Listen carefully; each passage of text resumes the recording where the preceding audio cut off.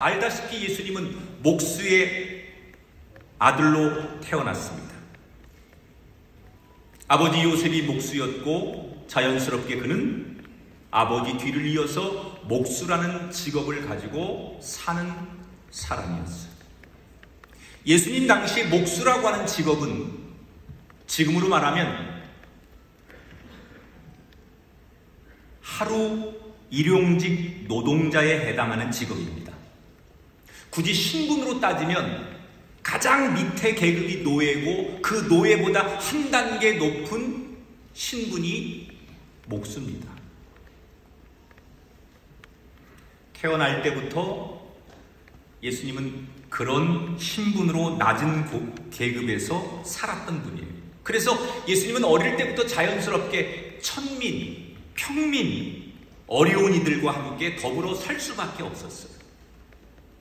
그런데 그런 어릴 때의 아주 어려웠던 환경과 자신의 신분이 예수님이 공생애를 시작하고 나서 치열하게 하나님의 일을 시작할 때 그때 어릴 적부터 살아왔던 그 경험이 예수님 사역의 큰 자산이 됩니다. 그래서 예수님은 어디를 가든지 병든 자, 소외당한 자, 가장 낮고 버림받고 천하게 여기는 사람들을 누구보다도 가장 많이 이해하고 공감할 수 있었어요. 의도적으로 그런 것이 아니라 예수님이 살아온 인생이 그랬기 때문에 어릴 때부터 그런 사람과 더불어 살았던 예수님은 그런 사람들을 보기만 해도, 눈만 마주쳐도, 한마디 울먹이기만 해도 그 사람들의 삶을 누구보다도 많이 공감하고 이해하셨기 때문에 예수님은 어려운 사람들을 지나치지 못하셨던 거예요. 그 대표적인 사건이 바로 오병이어의 기적이죠. 오병이어의 기적이 일어날 때 예수님은 사람들을 만나고 싶어 하지 않았어요. 너무 사역에 지쳤어요. 사람들이 너무 많이 예수님께 몰려오고 예수님에게 쉼의 시간이 없었기 때문에 예수님이 일부러 사람들을 피해서 한적한 광야, 사막으로 장소를 옮겨서 아무도 오지 않는 곳에 가서 제자들과 함께 쉼을 갖기를 원하셨던 거예요. 그런데 사람들이 목마르니까, 갈급하니까 예수님을 찾아서 꾸역꾸역 그 광야까지 찾아온 거예요.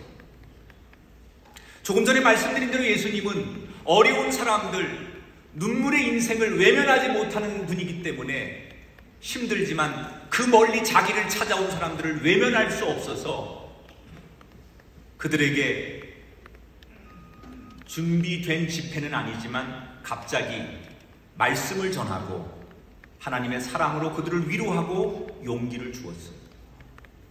집회를 마치고 그들이 돌아가야 되는데 또 예수님 눈에 밟히는 거예요.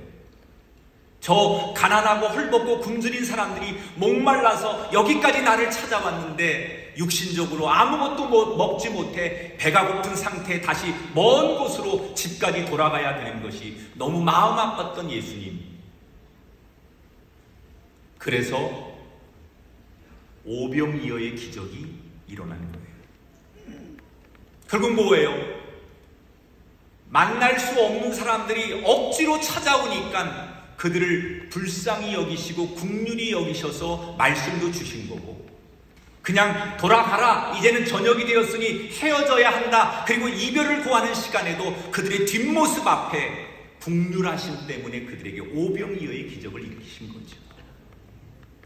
저는 오늘 이곳에 하나님이 우리에게 허락하시는 가장 큰 축복은 그때 그 벳세다 광야에 그 백성들에게 주셨던 긍휼하심이 이곳에 여러분에게 지금 동일하게 임하게 되기를 축원합니다.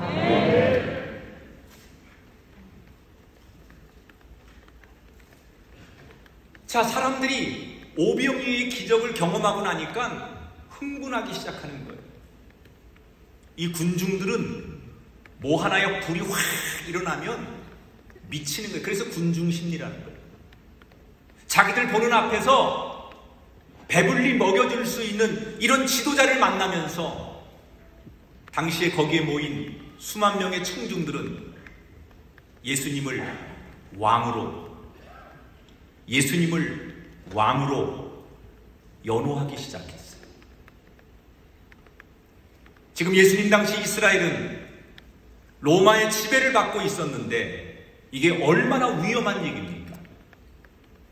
예수님을 왕으로 세우자라고 하는 유대인들의 이 구호와 이 함성은 로마의 사람들에게는 반역죄고 나라를 전복시킬 수 있는 엄청난 죄목을 주는 죄예요. 그러나 이미 흥분한 청중들은 예수를 왕으로, 우리의 지도자로 세워야 한다고 소리를 높이니까 예수님은 당신이 가야 할 길이 세상의 왕이 아닌 하나님이 주신 고독의 십자가의 길이라는 걸 아셨기 때문에 자기를 연호하는 군중들을 급히 해산시킬 수밖에 없었어요. 그리고는 계속 쫓아오는 그 몇몇 사람들을 뒤로 하고 제자들에게 급히 배를 준비해서 이 호수를 아예 건너가자 라고 해 갑자기 배를 준비하고 제자들과 함께 그 군중들과 멀어지기 위해서 호수를 건너가시는 거예요. 오늘 본문이 여기에서부터 시작됩니다.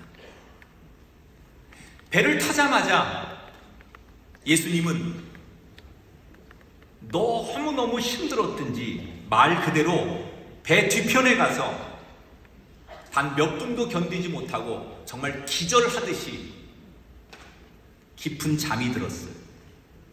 아마도 예수님은 안식일이었지만 자기가 해야 될 일에 최선을 다하고 사람 하나하나에 진정성 있게 모든 것에 노력을 다했기에 아마 그 저녁에 육신적으로 녹초가 되셨을 거예요. 그래서 배에 올라서자마자 예수님은 그냥 코를 골고 주무시는 거예요. 그런데 문제는 옆에 있던 제자들이 한숨도 잠을 자지 못했어요. 왜냐? 그들이 탄 배에 거친 바람이 불어왔기 때문입니다. 이 갈릴리 호수는 해가 지고 저녁이 되면 찬바람이 산을 타고 이 호수로 이렇게 내려옵니다. 그리고 호수에 있는 따뜻한 공기와 이 찬바람이 만나면서 자연적으로 갑자기 돌풍을 일으키곤 해요.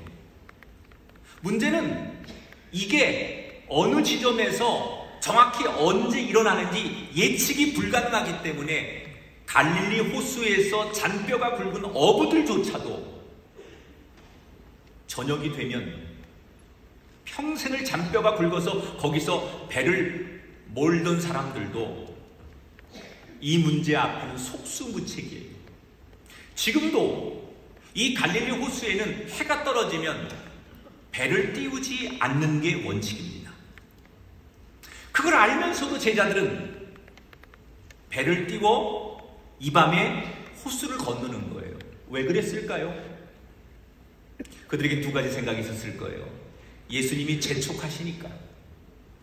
지금 상황이 이 군중들과 더 섞여 있어서는 안 될 것 같으니까 상황을 피해야겠다는 생각이 있었을 거고요. 두 번째, 설마 예수님이 계신데, 예수님이 가자고 하는데 무슨 일이 있겠어?